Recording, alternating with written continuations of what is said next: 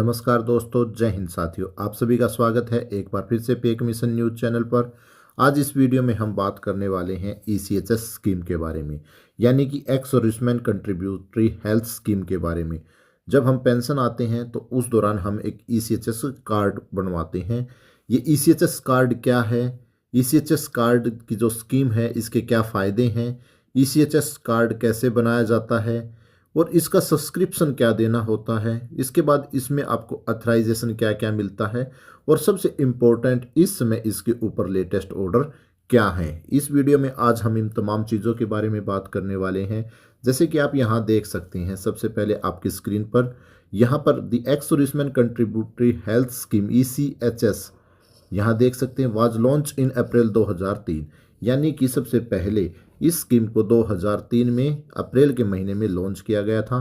और इसका मुख्य उद्देश्य यही था कि जो एक्स सर्विसमैन और उनके डिपेंडेंट हैं उनको बढ़िया क्वालिटी से मेडिकल केयर मिल सके, जिसमें आप अपने सिविल हॉस्पिटल या गवर्नमेंट हॉस्पिटल्स का जो अथराइजेशन इंफ्रास्ट्रक्चर है, जो बन चुका इंफ्रास्ट्रक्चर है, उसी के दौरान आप इस स्कीम का फ़ायदा उठा सकते हैं। लेकिन उस समय पर यह एक बहुत बड़ा और मुश्किल टास्क होता था।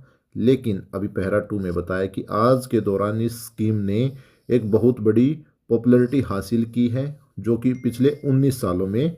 और इन्होंने यहाँ पर 13 रीजनल सेंटर्स, 227 पॉलीक्लिनिक और 30 रीजनल सेंटर्स के साथ साथ 443 पॉलीक्लिनिक टोटल्स बना दिए गए हैं, जिससे अप्रोक्सीमेटली 55 लाख पेंशनर्स को फ़ायदा मिल रहा है। इसी के साथ साथ इस स्कीम को अभी गोरखा डोमिसाइल और नेपाल वालों के लिए भी इसे बना दिया गया है, यानी कि वो भी इस स्कीम का फ़ायदा उठा सकते हैं।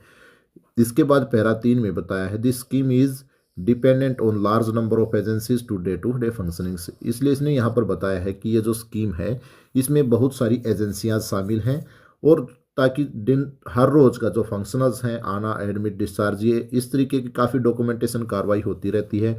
इसी के साथ साथ इसमें बहुत सारी पॉलिसी या रेगुलेशंस टाइम टू टाइम निकलते रहते हैं। तो उसको मद्देनज़र रखते हुए यहाँ पर आप देख सकते हो एक कंपेडियम तैयार किया गया है, जिसके अंदर सभी लेटर्स और उनकी अथॉरिटी आप देख सकते हो, लेटर नंबर वो किसके पर्टेनिंग है और किस पेज नंबर पर वो लेटर है। इस तरीके का यह एक कंपेंडियम तैयार किया है ताकि एक्स सर्विसमैन्स को अपने जितने भी लेटेस्ट ऑर्डर्स हैं वो एक ही जगह पर मिल सकें, और इसका पूरा का पूरा फ़ायदा एक्स सर्विसमैन को डायरेक्टली मिल सकता है। इसलिए इस कंपेंडियम को बनाया गया है। अब हम बात कर लेते हैं कि इस एक्स सर्विसमैन कार्ड को बनवाते समय आपको कितना सब्सक्रिप्शन देना होता है उसके बारे में। आप यहाँ देख सकते हैं, ये आपकी स्क्रीन के ऊपर एक 29 दिसंबर 2017 का लेटर है, जिसके अंदर ECHS कंट्रीब्यूटरी जो स्कीम है उसके रिवाइज रेट के बारे में बताया गया है। आप इसके पैरा 2 में यहाँ पर देख सकते हैं कि जितने भी रिक्रूट से लेके हवलदार तक हैं या इक्विवेलेंट हैं नेवी और एयरफोर्स में, उनको यहाँ पर वन टाइम सब्सक्रिप्शन देना होता है। यानी कि जब आप पेंशन जाते हैं, ये अब इसकी हम बात करते हैं कि यह कैसे बनाया जाता है। जब आप पेंशन जाते हैं तो यह एक ECHS स्कीम के दौरान आपको एक कार्ड बनाया जाता है, जिसमें आपको फ़ायदा दिया जाता है कि आप अपने जितने भी डिपेंडेंट्स हैं उनको और अपना पेंशन जाने के बाद आप अपना हेल्थ का चेकअप करवा सकते हैं। तो इसमें यहाँ पर रिक्रूट से लेके हवलदार तक जो कि इक्विवेलेंट एयरफोर्स और नेवी के हैं, उनको यहाँ 30,000 रुपये का वन टाइम कंट्रीब्यूशन देना होगा। अब उनको अथराइजेशन वार्ड क्या है, यहाँ पर उनको जर्नल का वार्ड में ट्रीटमेंट किया जाएगा, यानी कि उन्होंने अथराइजेशन क्या है, जब भी किसी एडमिट होंगे तो वहाँ उनको जर्नल वार्ड में एडमिट किया जाएगा। इसके बाद आप देख सकते हो नायब सूबेदार, सूबेदार, सूबेदार मेजर इक्विवेलेंट्स जो भी हैं वो इंक्लूडिंग यहाँ पर ऑनरी नायब सूबेदार वगैरह भी हैं, जो MACP नायब सूबेदार को भी यहाँ पर काउंट किया गया, यानी कि MACP जिनको मिल चुकी है नायब सूबेदार की वो भी यहाँ पर काउंट है। उनको वन टाइम यहाँ आप देख सकते हैं सब्सक्रिप्शन देना होगा 67,000 का, और उन्हें सेमी प्राइवेट जो वार्ड है उसमें एडमिट किया जाएगा। उनके डिपेंडेंट को भी यहीं पर एडमिट किया जाएगा। इसके बाद जितने भी ऑफिसर्स हैं एयरफोर्स, नेवी, आर्मी, उनको 1,20,000 रुपये वन टाइम कंट्रीब्यूशन देना होगा, और जब वो एडमिट होते हैं उन्हें प्राइवेट रूम्स दिया जाएगा। इस प्रकार आप देख सकते हो इस पॉलिसीज में आपको पता लगा कि कंट्रीब्यूशन आपको क्या करना है। यह वन टाइम कंट्रीब्यूशंस है, जब आप पेंशन जाते हैं उसी समय आपको ECHS कार्ड बनाया जाता है। अब इसके बाद हम बात कर लेते हैं कि इसमें किस किस को फ़ायदा दिया जाएगा। जिस प्रकार आप अपने स्क्रीन पर देख सकते हैं, ये भी एक्स सर्विसमैन का लिए एक जो एक्स सर्विसमैन डिपार्टमेंट है उन्होंने जारी की हुई चिट्ठी है जो 31 अक्टूबर 2012 की है। इसमें आप यहाँ डेफिनेशंस में देख सकते हैं, this scheme would cater for medicare for all ex serviceman in receipt of pension including disability pension and family pension. यानी कि जितने भी एक्स सर्विसमैन हैं जिन्हें पेंशन मिल रही है, इंक्लूडिंग डिसेबिलिटी पेंशन मिल रही है या फिर फैमिली पेंशन मिल रही है, उन सभी के लिए ECHS कार्ड की जो सुविधा है वह उनके लिए लागू है।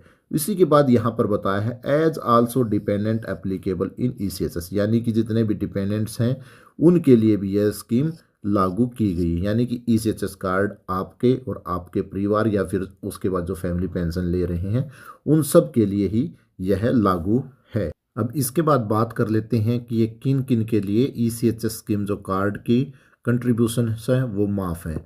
सबसे पहले जितने भी वार विडोज हैं उनके लिए यहाँ पर छूट दी गई है। उसके बाद जितने भी बैटल कैजुअल्टीज़ हैं उन सब को भी यहाँ पर वन टाइम कंट्रीब्यूशन करने की कोई ज़रूरत नहीं है। उसके बाद 1 जनवरी 1996 से पहले जितने भी रिटायरीज़ हैं उनको भी इसमें कोई कंट्रीब्यूशन देने की ज़रूरत नहीं है। इसके बाद इसमें जो आपका है क्या क्या चीज़ों को कवर किया जाता है वो भी आप यहाँ देख सकते हैं। उन सब की यहाँ पर एक डिटेल समरी बनाई गई है कि आपको क्या क्या चार्जेस जो हैं वो लगते हैं। जो अब आप एडमिट होते हैं तो उसमें आपको डाइट प्लान चार्जेस होते हैं। उसके बाद स्पेशल जो नर्सिंग होती हैं या अटेंडेंट आपके पास रहते हैं उसका चार्ज होता है। ये मैं आपको पहले बता चुका हूँ कि आपको इंटाइटल्ड क्या क्या है। प्राइवेट वार्ड अफसर्स को है, सेमी जेसीओज वार को है, एनसीओज को जर्नल वार्ड है। उसके लिए यहाँ पर अथॉरिटी भी मेंशन की गई है, आप देख सकते हो। उसके बाद जो बिल का है उसमें रिम्बर्समेंट भी आप कर सकते हो। मोड ऑफ पेमेंट आजकल कैशलेस ट्रांजैक्शंस हो चुका है। इसके बाद उसमें स्पेशल ट्रीटमेंट भी 2 तरीके का होता है, एक रेफरल के दौरान जाना, एक स्पेशल ट्रीटमेंट के लिए, जिसमें कुछ ऐसी चीज़ें हैं जैसे कि ज्वाइंट रिप्लेसमेंट कराना है या कुछ स्पेशल इंजरीज जो भी चीज़ें हैं वो ट्रीटमेंट के अंदर ही काउंट की जाती है। इसके बाद आप यहाँ देख सकते हो कि कहाँ कहाँ आप इनका ट्रीटमेंट करा सकते हो। ये सब कुछ यहाँ पर हैं, इनमें आप कभी भी जाकर दिखा सकते हैं, आपका तुरंत ट्रीटमेंट किया जाएगा। और जबकि आजकल तो जितने भी पैनल्ड हॉस्पिटल्स हैं, अगर आपकी एज 60 है या आपके डिपेंडेंस की 60 को क्रॉस कर चुकी है तो आपको कहीं रेफरल की ज़रूरत नहीं है, डायरेक्ट हॉस्पिटल में जाकर आप कार्ड दिखाकर एडमिट हो सकते हैं। इसके बाद काफ़ी कुछ ऐसी चीज़ें हैं जिनको यहाँ पर कवर किया गया है, जैसे टीबी को, हेयरिंग एड्स को, उसके बाद मेंटल डिसेबिलिटीज़ डिसीज़ जितनी भी हैं, HIV या एड्स की हैं, ये इस तरीके की यहाँ पर सभी डिजीज़ लिखी गई हैं जिनको ECHS के अंदर बड़े आसानी से देखा जाता है। अगर वहाँ पर आपके पास OPD नहीं है तो OPD तक जाने का जो ट्रैवल अलाउंस है वो भी आपको दिया जाता है। एम्बुलेंस के चार्जेस हैं उनको भी आप बड़े आसानी से क्लेम कर सकते हो। इस प्रकार इसमें पूरी की पूरी एक कंपेंडियम तैयार किया गया है जिसमें ECHS स्कीम के बारे में बताया गया है। इसके बाद अब हम बात कर लेते हैं कि अभी लेटेस्ट ऑर्डर क्या है उसके बारे में।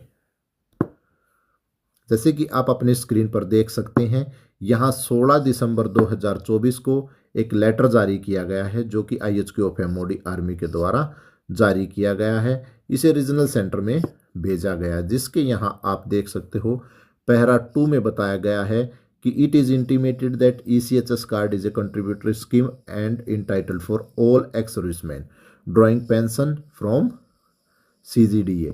यानी कि ये एक्स सर्विसमैन की जो ECHS स्कीम कंट्रीब्यूटरी स्कीम है वह सभी एक्स सर्विसमैन के लिए लागू है जो पेंशन ले रहे हैं या फिर डिसेबिलिटी पेंशन ले रहे हैं। और इसी के साथ साथ जो डिपेंडेंट मेंबर्स हैं उन सब के लिए यह लागू है। यहाँ पर फिर से बताया गया है कि यह स्कीम 1 अप्रैल 2003 से लागू की गई थी और इसका मुख्यतः उद्देश्य यही था कि जवानों के जो पेंशन आ चुके हैं या उसके परिवार वाले हैं उन सबको ज़्यादा से ज़्यादा इसका फ़ायदा देना। इसमें यहाँ आप बताया गया है कि कंट्रीब्यूटरी स्कीम जो है वो 1 जनवरी 96 से जो पहले रिटायर्ड आ चुके हैं उनके लिए फ्री है, उन्हें कुछ भी इसमें देने की ज़रूरत नहीं है। अब यहाँ पैरा 3 में बताया गया है कि कुछ एक्स सर्विसमैन्स ऐसे भी हैं जो कि अपना ट्रीटमेंट ECHS कार्ड के थ्रू भी करा रहे हैं और PMJAY यानी कि प्रधानमंत्री जय आरोग्य योजना जिसके तहत आप 5 लाख रुपए तक का ट्रीटमेंट करवा सकते हो। यदि आप गरीबी रेखा से नीचे हैं तो आप 5 लाख रुपए तक का बिना कुछ खर्चा किए ट्रीटमेंट करवा सकते हो। तो इस दौरान अभी बहुत सारे ऐसे जवान हैं जो गरीबी रेखा के नीचे आए हुए हैं और वो PMJAY प्रधानमंत्री जय आरोग्य योजना के तहत अपना ट्रीटमेंट करा रहे हैं। तो यहाँ पर इन्होंने क्लियर किया है कि वो ऐसा दोनों का फ़ायदा नहीं उठा सकते हैं। वो या तो आप अपना ECHS स्कीम के तहत अपना ट्रीटमेंट करा सकते हैं या वो अपना PMJAY योजना को ज्वाइन कर सकते हैं। वो दोनों का एक साथ फ़ायदा नहीं उठा सकते हैं, उन्होंने एक स्कीम को छोड़ना होगा। तो इसलिए मेरा अपना सुझाव यही होगा कि आप ECHS स्कीम जो है इसी का फ़ायदा उठाएं, क्योंकि इसके तहत आप अपना और जो डिपेंडेंट हैं उन दोनों का ट्रीटमेंट करा सकते हो।